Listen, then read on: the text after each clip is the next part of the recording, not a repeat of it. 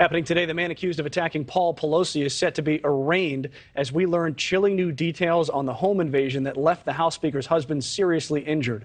Law enforcement says David DePape wanted to break the Speaker's kneecaps to show politicians that there are, quote, consequences for their actions, end quote. Investigators are also revealing the items he was carrying in his backpack when he smashed his way into the Pelosi home. Rich McHugh is live in San Francisco with all of these new developments, including a new message from the Speaker herself overnight. Good morning, Rich. Hey, good morning, Mitch. Yeah, certainly a lot of questions answered yesterday. Last night, overnight, House Speaker Nancy Pelosi took to Twitter to voice her support and said, since the horrific attack on Paul early Friday, we've been deluged with thousands of messages conveying concern, prayers, and warm wishes. We are most grateful thanks to the excellent team at Zuckerberg Hospital.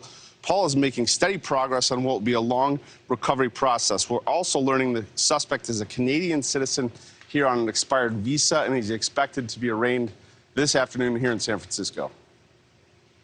The Department of Justice filed federal charges Monday against David DePape, the suspect in last week's attack on Paul Pelosi, the husband of Speaker Nancy Pelosi. They charged him with assault and kidnapping, which combined carry a maximum sentence of 50 years in prison. The charges and the affidavit within the federal complaint include new details about the harrowing attack. He forced his way into the home through a rear glass door by breaking that glass. The defendant made his way upstairs to the second floor of the home, locating Mr. Pelosi in his bed sleeping. He woke him up, confronting him about the whereabouts of Speaker Pelosi. DePape brought with him a roll of tape, white rope, zip ties, and 2 hammers. DePape stated that he wanted to tie Pelosi up so that he could sleep and wait for Nancy Pelosi to return home. He was forced to get out of bed, and at some point during that encounter, Mr. Pelosi attempted to access the elevator in the home, which has a phone. The defendant then blocked Mr. Pelosi's access to that elevator.